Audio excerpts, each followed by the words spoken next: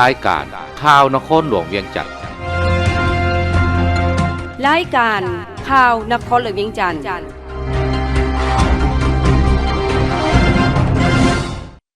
สบายดีท่านผู้ฟังที่เคารพที่นี่สถานีวิทยุกระจายเสียงนครหลวงเวียงจันทน์รายการข่าวนครหลวงเวียงจันทน์ประจำวันอังคารวันที่22เมษายนปี2025ซึ่งมีข่าวที่สำคัญมานำเสนอ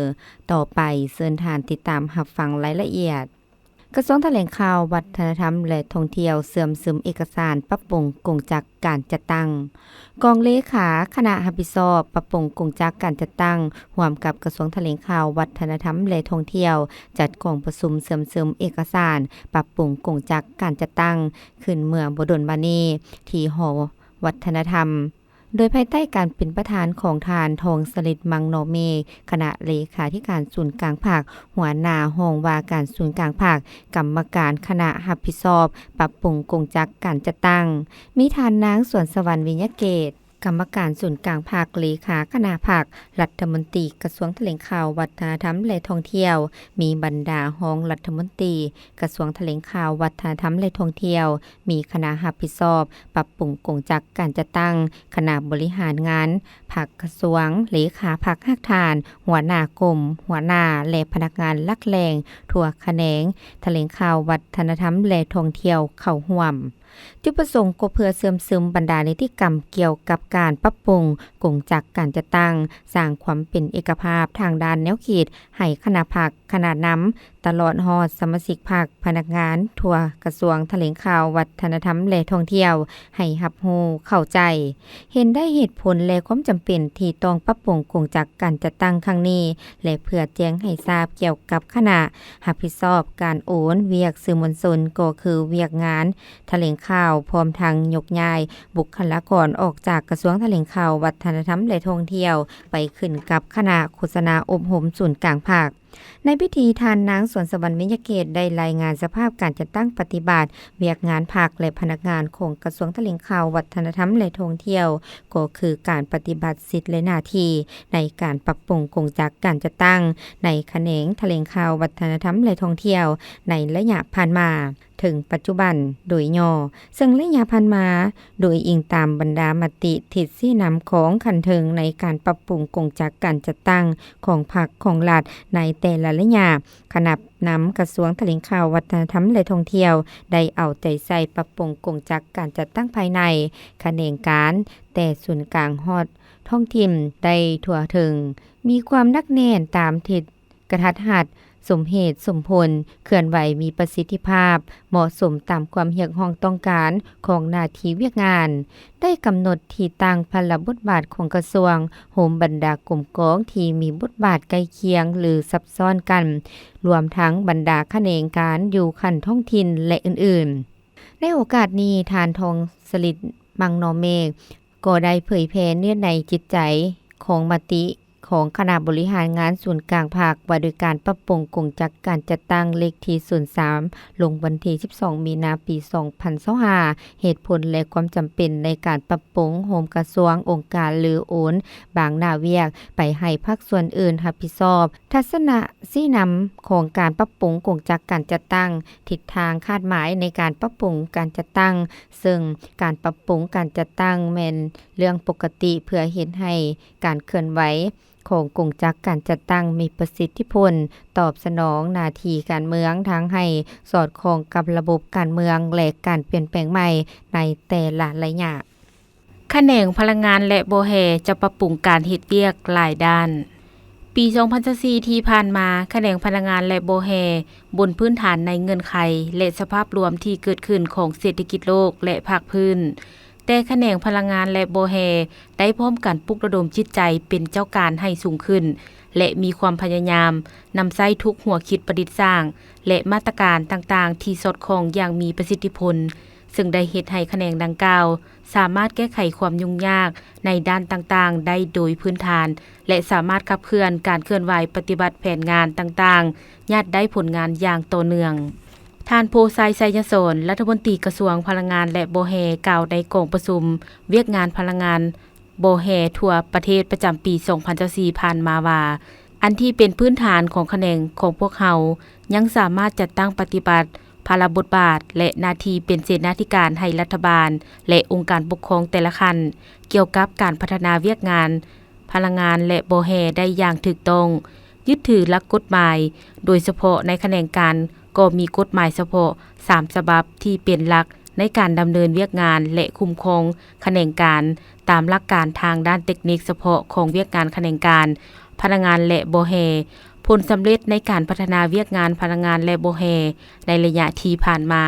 ได้กลายเป็นพื้นฐานที่สำคัญเฮ็ดให้การพัฒนาเศรษฐกิจสังคมของชาติที่มีคุณภาพเป็นต้นแม่นการประกอบส่วนเข้าในการปฏิบัติวาระแห่งชาติเกี่ยวกับการแก้ไขสภาพความยุ่งยากทางด้านการเงินงบประมาณในระยะที่ผ่านมาและทั้งเป็นแขนงการที่ช่วยขับเคลื่อนแก้ไขสิ่งท้าทายทางด้านเศรษฐกิจที่ประเทศเฮากำลังเผชิญอยู่ท่านยังกล่าวเติมว่าในระยะที่ผ่านมาการพัฒนาเวียกงานพนักงานและบ่แฮก็ยังมีจุดอ่อนและด้านที่เฮ็ดบ่ทันได้ดีเป็นต้นคุณภาพในการเฮ็ดบทบาทและหน้าที่เป็นเสนาธิการให้รัฐบาลและองค์การปกครองท้องถิ่นเกี่ยวกับการคุ้มครองเวียกงานพลังงานและบ่แฮยังบ่ทันสูงเท่าที่ควรสภาพการพัฒนายังขาดความดุลเดียงความศักดิ์สิทธิ์ในการบังคับใช้กฎหมายและนิติกรรมอยู่ในบางบ่อนยังบ่ทันสูงเท่าที่ควรฉะนั้นผ่านมาจึงมีหลายปรากฏการณ์ย่อท้อที่เกิดขึ้นการค้นคว้าศึกษาข้อมูลบางโครงการยังบ่ชัดเจนรัดกุมเฮ็ดให้การอนุมัติในบางโครงการยังบ่ทันสอดคล้องและอื่นๆสภาพการปฏิบัติสัญญาพันธะต่างๆของผู้ประกอบการผู้ลงทุนจำนวนหนึ่งยังบ่ทันถูกต้องเข้มงวดขาดความเอาใจใส่และทันเวลาเห็นได้ในปัจจุบันนี้การอนุมัติโครงการลงทุนในแขนงการพลังงานและบ่แฮนั้นก็มีหลายจึงเรียกร้องให้ต้องได้มีการปรับปรุงแบบแผนวิธีเฮ็ดเวียกหลายอันเพื่อให้การปฏิบัติหน้าที่ของอำนาจรัฐในการคุ้มครองเวียกงานตามหลักวิชาการได้ถูกจัดตั้งอย่างเอาใจใส่รับประกันความจำเป็นในการเพิ่มทวีประสิทธิภาพในการประสานงานเฮ็ดเวียกภายในแขนงการระหว่างศูนย์กลางและท้องถิ่นกวดกาความสอดคล้องห่างกฎหมายว่าด้วยการปลูกฝังในระหว่างวันที่ 17-19 เมษายนมานี้กระทรวงยุติธรรมได้จัดกองประชุมกวดกาความสอดคล้องห่างกฎหมายว่าด้วยการปลูกฝังขึ้นที่โรงแรมลองงืมวิวเมืองแก้วอุดมแขวงเวียงจันทน์โดยการเป็นประธานร่วมของท่านกงจีอย่างจื้อรองรัฐมนตรีกระทรวงยุติธรรมและท่านกีแก้วสิงห์นาวงศ์รองรัฐมนตรีกระทรวงเกษตรกรรมและป่าไม้หัวหน้าคณะรับผิดชอบสร้างกฎหมายว่าด้วยการปลูกฝังโดยมีผู้ต่างหน้าจากกรรมาธิการกฎหมายกรรมาธิการเศรษฐกิจเทคโนโลยีและสิ่งแวดล้อมของสภาแห่งชาติกรมนิติกรรมห้องว่าการสำนักงานนายกรัฐมนตรีกรมกฎหมายกระทรวงยุติธรรมพร้อมด้วยคณะรับผิดชอบสร้างกฎหมายว่าด้วยการปลูกฝังเข้าร่วมอย่างพร้อมเพรียงจุดประสงค์สร้างกฎหมายว่าด้วยการปลูกฝังฉบับนี้แม้นจะกำหนดเอาหลักการระเบียบการและมาตรการเกี่ยวกับการคุ้มครองติดตามกวดกาเวียกงานปลูกฝังเพื่อเฮ็ดให้เวียกงานดังกล่าวได้รับการจัดตั้งปฏิบัติอย่างมีประสิทธิภาพและประสิทธิผลแนะใส่นำใส่ปกปักรักษาและพัฒนาที่ดินกสิกรรมรับประกันการปลูกฝังให้มีความมั่นคงทางด้านเสบียงอาหารโภชนาการและผลิตเป็นสินค้าติดพันกับการหันเป็นอุตสาหกรรมที่ทันสมัยตามทิศสีเขียวสะอาดและยืนยงปรับปรุงชีวิตการเป็นอยู่ของประชาชนลาวบรรดาเผ่าให้ดีขึ้นสามารถเชื่อมโยงกับภาคพื้นและสากลประกอบส่วนเข้าในการพัฒนาเศรษฐกิจสังคมของชาติเวียกงานปลูกฝังแม่นกระบวนการปลูกพืชที่นำใส่ปัจจัยการผลิตเป็นต้นแม่นที่ดินน้ำฝุ่นแนวพันธุ์แรงงานเครื่องมือกลจักรเพื่อเฮ็ดให้ผลผลิตได้รับปริมาณและคุณภาพสามารถตอบสนองเสบียงอาหารอย่างเพียงพอให้สังคมและวัตถุดิบให้โรงงานอุตสาหกรรมปรุงแต่งเป็นสินค้ารับใช้ภายในและส่งออก เพื่อเฮ็ดให้กฎหมายว่าโดยการปลูกฝังมีเนื้อในครบถ้วนและสมบูรณ์หัดกลุ่มบรรดาผู้แทนกองประชุมได้ค้นคว้าปรึกษาหารืออย่างกงไปกงมาเพื่อเฮ็ดให้กฎหมายฉบับดังกล่าวผ่านการรับรองจากสภาแห่งชาตินำมาเผยแพร่และนำใช้กฎหมายฉบับนี้อย่างมีประสิทธิภาพและได้รับประสิทธิผลเป็นอย่างดีสมเด็จพระกนิษฐาธิราชเจ้ากรมสมเด็จพระเทพพรัตนราชสุดาสยามบรมราชสกุมารีแห่งราชอาณาจักรไทยพร้อมด้วยคณะได้เดินทางมาถึงสนามบินสากลวัดไตนครหลวงเวียงจันทร์สาธารณรัฐประชาธิปไตยประชาชนลาวในต้นบ่ายของวันที่21เมษายนนี้โดยมีท่านทองสวรรค์พรหมวิหารรัฐมนตรีกระทรวงการต่างประเทศทั้งเป็นรัฐมนตรีเกียรติยศพร้อมด้วยคณะผู้แทนของสาธารณรัฐประชาธิปไตยประชาชนลาวและภาคส่วนเกี่ยวข้องให้การต้อนรับอย่างอบอุ่นการเสด็จมาเยี่ยมยามสาธารณรัฐประชาธิปไตยประชาชนลาวในครั้งนี้แม้นเพื่อตอบสนองตามการเชิญของพระประธานทองลุ้นศรีสุฤทธิ์ประธานประเทศแห่งสาธารณรัฐประชาธิปไตยประชาชนลาวโดยสมเด็จพระกนิษฐาธิราชเจ้ากรมสมเด็จพระเทพพรัตนราชสุดาสยาม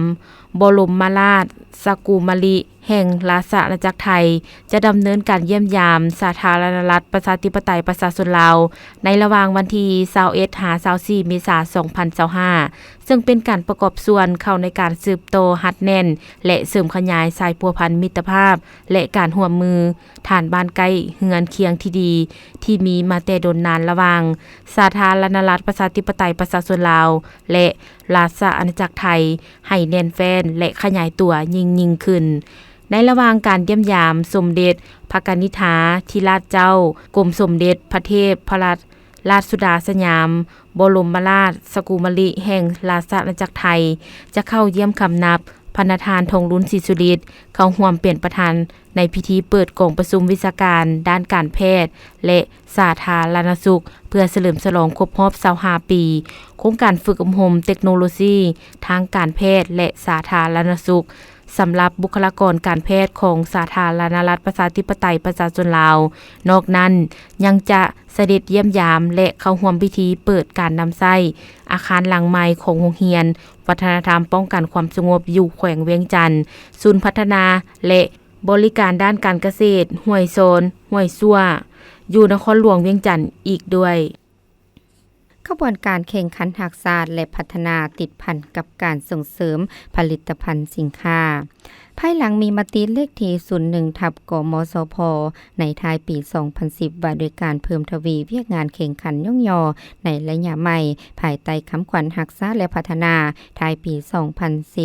คณะพักคณะนำกระทรวงเกษตรกรรมและป่าไม้ถือเอาเวียกงานแข่งขันย่องยอภายใต้คำขวัญหักษาและพัฒนาติดพันกับการส่งเสริมการผลิตเกษตรกรรมเป็นสินค้าโดยได้ออกเป็นข้อตกลงของรัฐมนตรีกระทรวงเกษตรกรรมและป่าไม้ฉบับเลขที่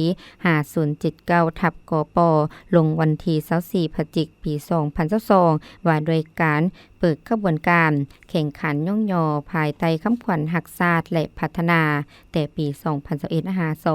2021-2025 เพื่อเป็นบอนอิงให้การจัดตั้งทุกภาคส่วนพันขยายตามหน้าที่การเมืองของตนและเพื่อกระตุกสุกโยปลุกระดมพนักงานรัฐกรทั่วกันแห่งการเข้าร่วมอย่างพร้อมเพรียงท่านนางอุลพรพงศวัฒน์หองหัวหน้ากลุ่มจัดตั้งและพนักงานกระทรวงเกษตรกรรมและป่าไม้กล่าวว่ากระทรวงได้กำหนด3เนื้อใน4เป้าหมายเป็นข้อแข่งขันทั่วคะแนนการ3เนื้อในประกอบมี1เวียกดีปฏิบัติเวียกงานได้ตามคาดหมายหรือลืนคาดหมายที่วางไว้โดยมีตัวชี้วัดยังยืนผลสำเร็จมีประสิทธิภาพและประสิทธิผลในการเคลื่อนไหวเวียกงานในทั่วคะแนนกสิกรรมและป่าไม้2พนักงานนักแน่นหักระบบประชาธิปไตยประชาชนหักมุนเสื้อของชาติหักวัฒนธรรมฮิกของประเพณีอันดีงามของชาติมีทัศนะการเมืองนักแน่นอุดมการณ์มีที่ถูกต้องมีสติชาติสติเอกราชสู่ศูนย์พัฒนาตนเองให้มีความรู้ความสามารถเก่งเฉพาะด้านกำแน่นและพันขยายแนวทางแผนนโยบายของพรรค รัฐให้เป็นแผนการแผนงานโครงการและการควบคุมบัญชาปฏิบัติตัวจริงความเด็ดขาดในการแก้ไขปัญหาและปรากฏการณ์ย่อโทษต่างๆและมีจรรยาบรรณต่อวิชาชีพของตนแบบแผนวิธีเฮ็ดเวียกปฏิบัติหลักการรวมศูนย์ประชาธิปไตยเสริมขยายหัวคิดประดิษฐ์สร้างของหมู่คณะของมหาชนลงติดแทศกับตัวจริงมีสติในการเคารพและปฏิบัติมติคำสั่งของคันเทิงและหมู่คณะพนักงานต้องปฏิบัติการหันทิศลงหักฐานและการลงติดแทศกับตัวจริงมีทัศนะมหาชนความสามารถปลุกระดมและเต้าโฮมความสามัคคีและนำใจหับไส้ประชาชนมีแบบแผนดำรงชีวิตปลอดใส่ขาวสะอาดสู่สนติราคาพนักงานรัฐกรประเภทแข่ง 3. การจัดตั้งเข้มแข็ง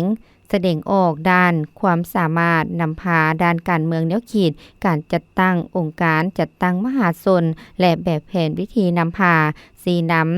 นำพาการจัดตั้งปฏิบัติเวียกงานวิสาสะพอแผนพัฒนาเศรษฐกิจสังคมและนโยบายต่างประเทศของภาครัฐเพิ่มทวีคุณควรนำใช้วิทยาศาสตร์เทคโนโลยีหันเป็นอุตสาหกรรมและทันสมัยสู่ศูนย์พัฒนาทางด้านองค์ประกอบการจัดตั้งและบุคลากรให้มีความก้าวหน้าและมีคุณภาพนำพาเหตุให้การจัดตั้งมีความสงบนักแน่นเข้มแข็งปลอดใส่มีความสามัคคีเป็นปึกแผ่นในการจัดตั้งหับประกันโครงประกอบการจัดตั้งหันเป็นหนุ่มเพศเผ่าและสร้างพนักงานไปตามแผนกำหนดพนักงานนำพาคุ้มครองเนี่ยใน4เป้าหมายประกอบมี 1. ค้ำประกันความมั่นคงด้านเสบียงอาหารและโภชนาการ 2. ผลิตกสิกรรมเป็นสินค้า 3. ป่าไม้พัฒนาแบบยืนยงและ 4. ชนบทพัฒนาในแต่ละเป้าหมายได้กำหนดคาดหมายสู่สนตัวซี่บอกอย่างละเอียดและได้จับมือแข่งขันในวันที่10กุมภาพันธ์2023ผ่านการจัดตั้งปฏิบัติตัวจริงได้ประกอบส่วนอยู่แห่งในเป้าหมายที่กำหนดออกในข้อแข่งขันโดยเฉพาะเป้าหมายการผลิตกสิกรรมเป็นสินค้าเห็นว่าบรรดาคาดหมายสู่สนได้รับการจัดตั้งปฏิบัติมีผลสำเร็จซึ่งแสดงออกคือการผลิตกสิกรรมเป็นสินค้าได้ขยายตัวต่อเนื่องการนำใช้เทคโนโลยีที่ทันสมัยเข้าในการผลิตเป็นกลุ่มเป็นฟาร์มนับแต่ระดับครอบครัวจนถึงผู้ประกอบการธุรกิจกสิกรรมป่าไม้ได้รับการพัฒนาขึ้นซึ่งเป็นพื้นฐานสำคัญให้การผลิตกสิกรรมป่าไม้เป็นสินค้าเพื่อสมใช้ภายในทดแทนการนำเข้าและเป็นสินค้าเพื่อส่งออกได้เจรจาเทคนิคเปิดตลาดกับประเทศคู่ค้าเพื่อการส่งออกผลิตภัณฑ์กสิกรรมและป่าไม้ที่เป็นท่าแหงของสาธารณรัฐประชาธิปไตยประชาชนลาวเพิ่มหลายรายการในปี2024รวมยอดผลิตภัณฑ์กสิกรรมและป่าไม้ขยายตัวในระดับ 2.6 ส่วนห้อยขึ้นไปในนานปลูกฝังขยายตัว2ส่วนห้อยเลี้ยงสัตว์ขยายตัว 3.5 ส่วนห้อยป่าไม้ขยายตัว3ส่วนห้อยประมงขยายตัว 4.3 ส่วนห้อยและประกอบส่วนในรวมยอดผลิตภัณฑ์ภายใน GDP 20.8 ส่วนห้อยการส่งออกผลิตภัณฑ์กสิกรรมและป่าไม้ในเดือนมังกร5เดือนกันยาปี2024ปฏิบัติได้ 1,235 ล้านกว่าดอลลาร์บรรลุลื่นแผนการ2ส่วนห้อยท่านนางอุลพรพงษ์สวัสดิ์กล่าวตื่มว่าสำหรับการจัดตั้งปฏิบัติขบวนการแข่งขันหักษาและพัฒนาปี2025กระทรวงกสิกรรมและป่าไม้จะสืบต่อคุณครัวเสื่อมซึมบรรดามติคำสั่งบทแนะนำต่างๆของคันเทิงในแต่ละระยะกำหนดเนื้อในการแข่งขันด้านต่างๆจัดตั้งปึกขบวนการแข่งขันหักษาและพัฒนาด้วยการกำหนดบรรดาคาดหมายสู่ส่วนและระยะเวลาจัดตั้งปฏิบัติให้จัดแจงติดตามสุกยูกระบวนการให้มีบรรยากาศฟดฟืนแต่ละระยะบนพื้นฐานเนื้อในการแข่งขันต่างๆที่วางออก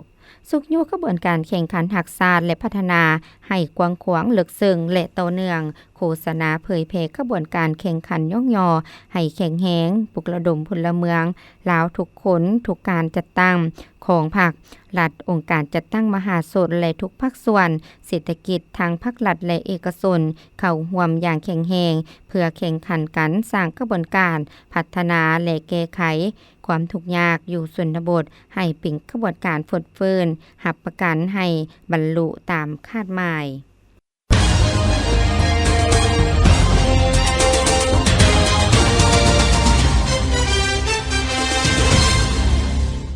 ต่อไปเชิญทานรับฟังข่าวต่างประเทศ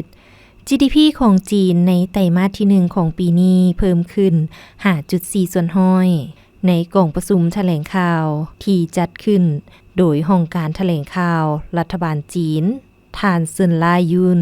รองหัวหน้ากรมสถิติแห่งชาติจีนให้ฮู้ว่าในไตรมาสที่1ของปีนี้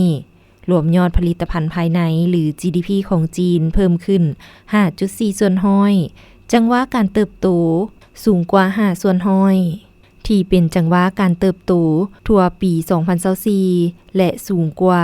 จังหวะการเติบโตในไตรมาสที่1ของปีกายที่เติบโต 5.3 ส่วนห้อยความไวของการเติบโตจัดอยู่ในแถวหน้าในเศรษฐกิจต้นต่อของทั่วโลกโดยได้รักษาท่าเอียงการฟื้นฟูตัวอย่างต่อเนื่องในปีกายนี้เป็นต้นมาไตรมาสที่1ของปี2025นักท่องเที่ยวต่างประเทศเข้าเยี่ยมชมอังกอร์วัดเพิ่มขึ้น 14.6 ส่วนห้อยในท้ายอาทิตย์ที่ผ่านมาวิสาหกิจอังกอร์ของกัมพูเชียรายงานว่าจำนวนนักท่องเที่ยวจีนที่เดินทางมาเที่ยวชมอุทยานบูฮานอดีอังกอร์หรืออังกอร์วัดที่มีชื่อเสียงเพิ่มขึ้นในไตรมาสทำอิฐเดือนมังกรหาเดือนมีนาของปี2025มีทั้งหมด 30,000 กว่าคนเพิ่มขึ้น38ส่วนห้อยในระยะเดียวกันของปี2024โดยจีนแม่นนักท่องเที่ยวสากลอันดับ5ถัดจากสหรัฐอเมริกาฝรั่งอังกฤษและสาธารณรัฐเกาหลีใต้บทรายงานระบุว่าในไตรมาสที่1ของปี2025มีนักท่องเที่ยวต่างประเทศจำนวน 300,000 กว่าคนจาก171ประเทศและเขตแคว้นที่ได้เข้ามาเยี่ยมชมอุทยานบูฮานดังกล่าวเพิ่มขึ้น 14.6 ส่วนห้อยจาก 300,000 กว่าคนในระยะเดียวกันของปี2024พยากรณ์อากาศประจำวันที่22เมษายน2025ความกดดันต่ำของอากาศร้อนมีกำลังอ่อนยังจะสืบต่อปกคลุมอยู่ทั่วทุกภาคของประเทศลาวสมทบกับกระแสลมตะวันตกพัดปกคลุมซึ่งจะเฮ็ดให้อากาศยังร้อนหาร้อนเอาพอมีหมอกแห้งอยู่ทั่วไปในตอนกลางเว้นและจะมีฝนตกฟ้าห้องฟ้าเหลื่อมในระดับคอยหาปานกลางพอมีลมพัดแหงอยู่บางท้องถิ่นในแต่ละภาคพยากรณ์อากาศแต่ 7 โมงของวันที่22หา 7 โมงของวันที่23เมษายน2025ภาคเหนือด้านตะวันออกอากาศเย็นในตอนเช้าและจะมีฝนตกฟ้าห้องฟ้าเหลื่อมในระดับคอยพอมีลมพัดแหงอยู่บางท้องถิ่นหรือเนื้อที่ปกคลุมของฝนเท่ากับ40ส่วนห้อยของภาคอุณหภูมิระหว่าง17หา33องศาภาคเหนือด้านตะวันตกอากาศร้อนหาร้อนเอาในตอนบ่ายและจะมีฝนตกฟ้าห้องฟ้าเหลื่อมในระดับคอยหาปานกลางพอมีลมพัดแหงอยู่บางท้องถิ่นหรือเนื้อที่ปกคลุมของฝนเท่ากับ50ส่วนห้อยของภาคอุณหภูมิระหว่าง21หา37องศานครหลวงวิงจันทน์อากาศร้อนหาร้อนเอาและจะมีฝนตกฟ้าห้องฟ้าเหลื่อมในระดับคอยพอมีลมพัดแหงเป็นบางโอกาสหรือเนื้อที่ปกคลุมของฝนเท่ากับ40ส่วนห้อยอุณหภูมิระหว่าง26หา38องศาภาคกลางอากาศร้อนหาร้อนเอาพอมีหมอกแห้งปกคลุมอยู่ทั่วไปในตอนกลางเว้นและจะมีฝนตกฟ้าห้องฟ้าเหลื่อมในระดับคอยหาปานกลางพอมีลมพัดแหงอยู่บางท้องถิ่นหรือเนื้อที่ปกคลุมของฝนเท่ากับ45ส่วนห้อยของภาคอุณหภูมิระหว่าง25หา39องศาภ แขวงไสสมบูรณ์อากาศร้อนและจะมีฝนตกฟ้าห้องฟ้าเหลื่อมในระดับคอยอยู่บางบริเวณหรือเนื้อที่ปกคลุมของฝนเท่ากับ35ส่วนห้อยอุณหภูมิระหว่าง19 33 องศาภาคใต้อากาศร้อนหาร้อนเอาพอมีหมอกแห้งปกคลุมอยู่ทั่วไปและจะมีฝนตกฟ้าห้องฟ้าเหลื่อมในระดับคอยหาปานกลางพอมีลมพัดแรงอยู่บางท้องถิ่นหรือเนื้อที่ปกคลุมของฝนเท่ากับ45ส่วนห้อยของภาคอุณหภูมิระหว่าง26-40 องศาสำหรับเขตภูเพียงบริเวณอากาศเย็นพอมีฝนตกฟ้าห้องฟ้าเหลื่อมในระดับคอยและมีลมพัดแรงเป็นบางโอกาสหรือเนื้อที่ปกคลุมของฝนเท่ากับ40ส่วนห้อยอุณหภูมิระหว่าง17-30 องศาส่งสุดท้ายใจทานมารับฟังบทที่มีหัวข้อว่าการเพิ่มพื้นที่สีเขียวในตัวเมืองมีความสำคัญการเพิ่มพื้นที่สีเขียวในตัวเมืองโดยเฉพาะในนครหลวงเวียงจันทน์เป็นหนึ่งปัญหาหนึ่งที่สำคัญหลายที่ภาคส่วนเกี่ยวข้องมีความพยายามในการเพิ่มพื้นที่สีเขียวในตัวเมืองในนั้นประเทศเพื่อนบ้านหลายประเทศใกล้เคียงก็มีความพยายามเช่นกันทั้งหมดเพื่อแนใส่เฮ็ดให้พื้นที่ในตัวเมืองกลายเป็นพื้นที่สีเขียวหรือสอสีเขียวเป็นมิตรต่อสิ่งแวดล้อมและเฮ็ดให้คุณภาพชีวิตของประชาชนดีขึ้นในโอกาสนี้ผู้เขียนยังได้รับรู้ว่า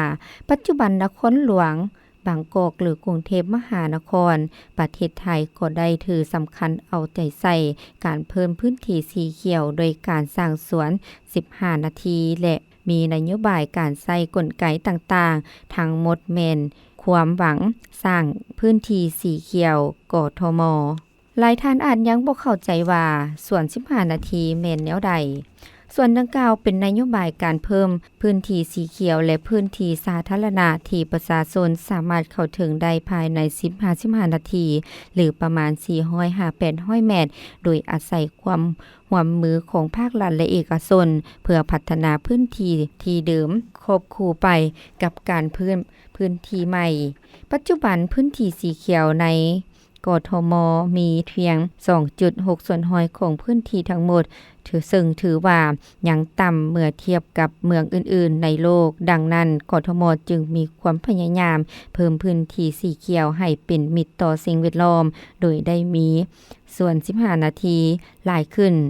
ปัจจุบันกทม.ยังมีความพยายามเพิ่มทวีพื้นที่สีเขียวโดยหลายรูปแบบบ่ว่าจะเป็นการนำใช้ที่ดินในกทม.หรือเสาที่ดินเพื่อเฮ็ดสวนสาธารณะปัจจุบันกทม.มีพื้นที่สีเขียวเฉลี่ยเพียงแต่